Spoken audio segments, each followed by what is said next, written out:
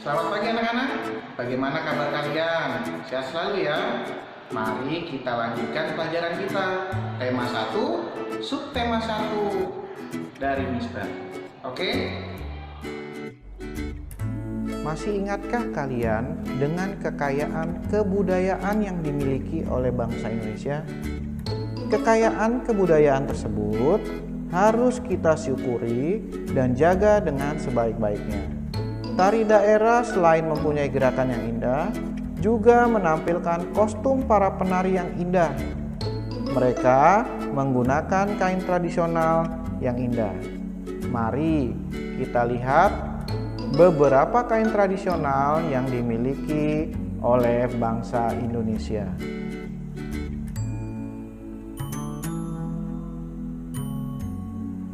Kain tenun ikat.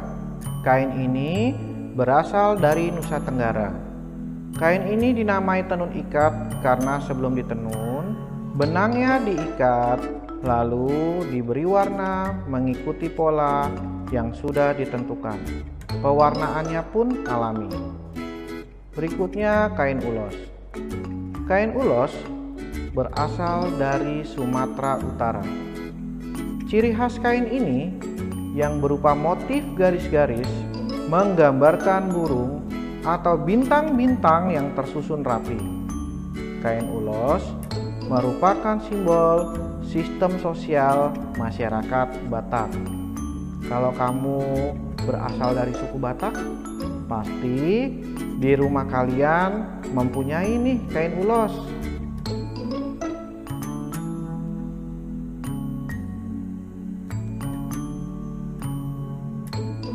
Berikutnya ada kain batik.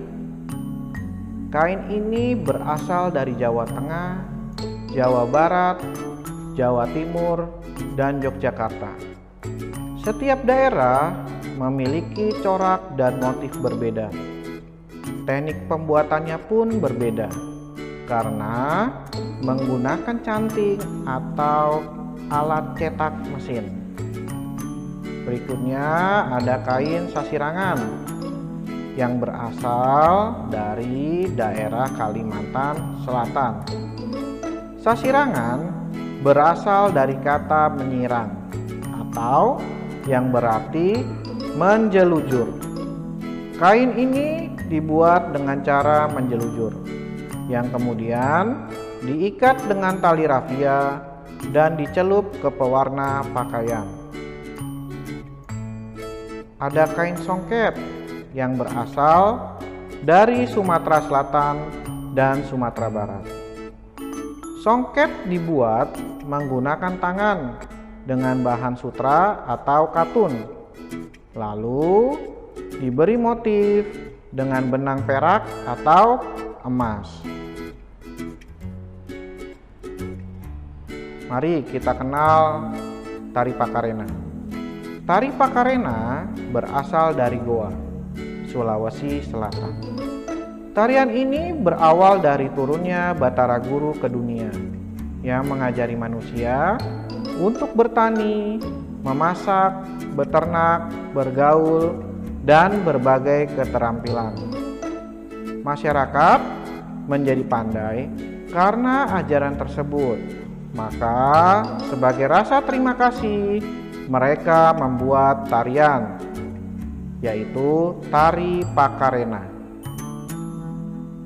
Di rumah kalian pasti mempunyai sapu lidi.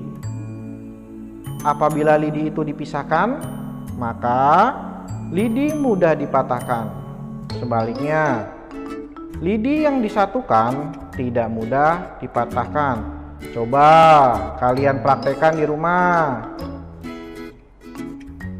Hal itu menunjukkan arti dari persatuan.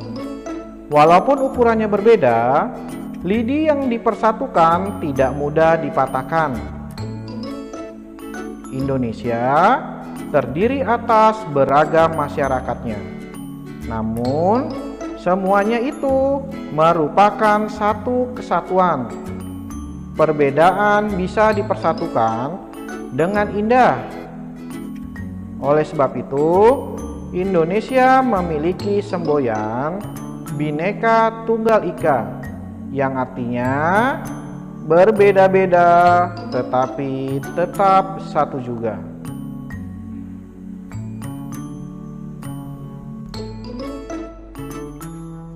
Keutuhan negara Indonesia merupakan tanggung jawab seluruh rakyat Indonesia. Kita harus dapat menunjukkan sikap yang mendukung persatuan dan kesatuan dimanapun kita berada. Sikap persatuan dan kesatuan dapat kita wujudkan di lingkungan keluarga, sekolah, maupun di masyarakat. Sikap yang mendukung persatuan dan kesatuan di lingkungan keluarga, contohnya mematuhi peraturan keluarga. Di rumah kamu pasti memiliki peraturan ya. Contohnya saja, kamu tidak boleh tidur terlalu malam atau bermain terlalu lama. Contoh berikutnya, saling menghargai dan menghormati antar anggota keluarga. Nah, ini yang harus kamu lakukan. Kamu harus menghormati kedua orang tuamu dan menyayangi adikmu. Contoh berikutnya, saling menolong antar anggota keluarga. Nah, ini nih yang harus kamu lakukan. Jika orang tua kamu kesulitan atau adik kamu kesulitan, kamu harus saling membantu. Jangan kamu diamkan saja. Selain di lingkungan keluarga, sikap persatuan dan kesatuan dapat diwujudkan di lingkungan sekolah. Mari kita lihat contohnya ya.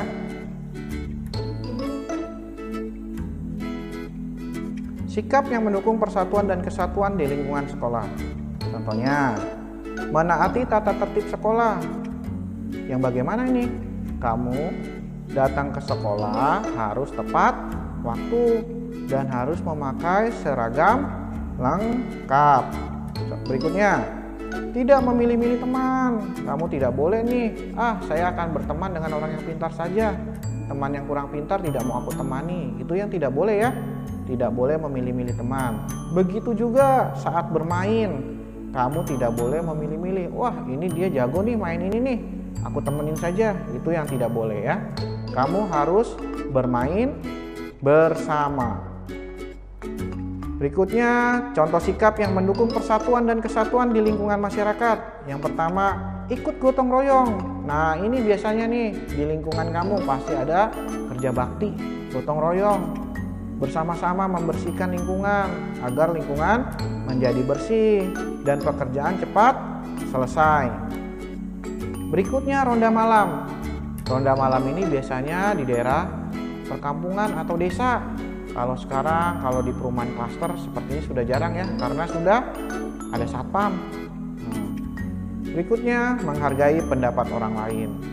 Kamu tidak boleh memaksakan kehendak kamu atau pendapat kamu yang lebih benar, karena pendapat orang lain harus kamu hargai. Demikian pelajaran dari Mister. Besok akan Mister sambung kembali ya. Sampai jumpa.